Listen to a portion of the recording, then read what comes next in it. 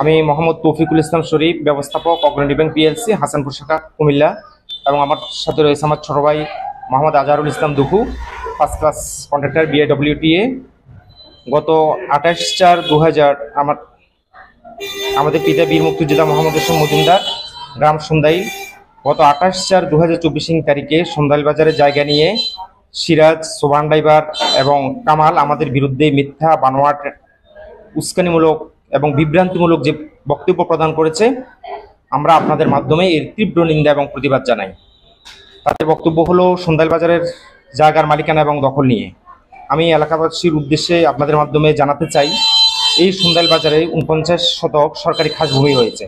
এই ভূমিতে ইতিপূর্বে এলাকার লোকজন ব্যবসা বাণিজ্য করত এবং কয়েকটি বাড়ির চলাচলের রাস্তা রয়েছে এই ভূমির মধ্য দিয়ে। একটি মহল ঈদগাহ স্থাপনের নামে সরকারি খাস ভূমি দখলের অপচেষ্টা করছে। তারা 2006 সালে একটি লিজ দলিলের মাধ্যমে 36 শতক জায়গা লিজ নিয়েছে বর্মে উল্লেখ করছে। আমরা পরবর্তীতে এই দলিলের কপি সংগ্রহ করে আমরা দেখতে পাই যে এই দলিলের দাতা এবং গ্রহীতা একজন, জনাব খালেক মাস্টার। পরবর্তীতে আমরা এই বিষয়টি নিয়ে এসিলেন্ট মহোদয়কে বিষয়টি অবগত করলে উনি আমাদেরকে জানান যে এর কোনো রেকর্ড আমাদের কাছে নাই। আমরা ভূমি অফিসের তথ্য নিয়ে জানতে পারি যে ভূমি অফিসের কোনো রেকর্ড নাই। ডিসি রেভিনিউতে আমরা ওখানে খবর নিয়েছি, আমরা ওখানেও এর কোনো রেকর্ড নাই। অর্থাৎ কোথাও সরকারি কোনো অফিসে এর কোনো রেকর্ড নাই। তো ওনারা এই জমির খারিজ এবং খাজনা প্রদানের জন্য বারবার চেষ্টা করছে, কিন্তু এই দলিল ফ্রড হওয়ার কারণে তারা খাজনা দিতে পারে নাই, খারিজ করতে পারে নাই, ডিসিশন নিতে পারে নাই। গত 2023 সালের জুন মাসে তারা ঈদগাহ সম্প্রসারণের নামে আমাদের বাড়ির চলাচলের পথে, আমাদের বাড়ির মূল চলাচলের পথে তারা দেওয়াল নির্মাণ করতে যায়। তখন আমরা বিষয়টি নির্বাহী মহোদয়কে অবগত করি, থানাতে আমরা কমপ্লেন করেছি এবং এসিলেন্ট স্যারকে আমরা বিষয়টি জানিয়েছি। এসিলেন্ট স্যার তাৎক্ষণিকভাবে তহসিলদারের মাধ্যমে এই জায়গার খবর নিয়ে দেখে যে এখানে 49 শতক সরকারি খাস ভূমি, এটা কাউকে লিজ দেওয়া হয়নি এবং এখানে কয়েকটি বাড়ির চলাচলের রাস্তা রয়েছে।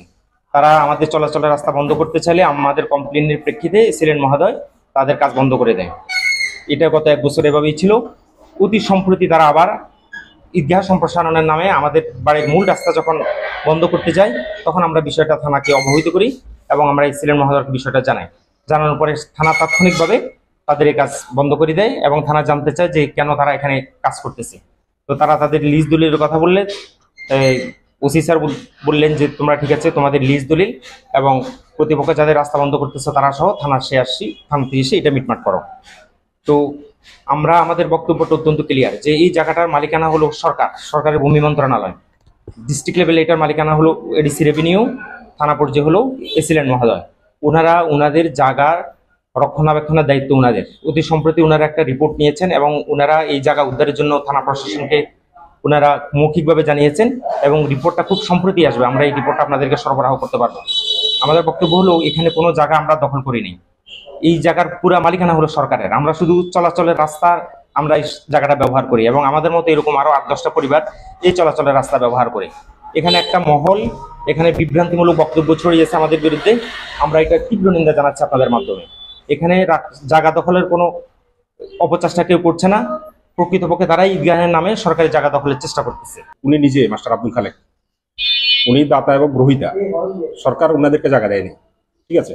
আরেকটা হচ্ছে যে গত বছর ওনারা যখন কাজ শুরু করে, আমাদের এসিলেন্ট মহোদয় যখন আমাদের তহসিলদারকে এটা সরজমিনে তদন্ত নির্দেশ দেয়, উনি একটা রিপোর্ট করেছিলেন। এই রিপোর্টে উনি স্পষ্ট বলে দিচ্ছেন যে এই জায়গা গভর্নমেন্টের রেকর্ডভুক্ত, এখনো 49 শতক খাস ভূমি কাউকে লিজ দেওয়া হয়নি। ঠিক আছে। এই হচ্ছে যে সর্বসাধারণ চলাচল এবং সর্বসাধারণ চলাচলের প্রতিবেদনে সম্পূর্ণ জিনিস উঠে এসেছে।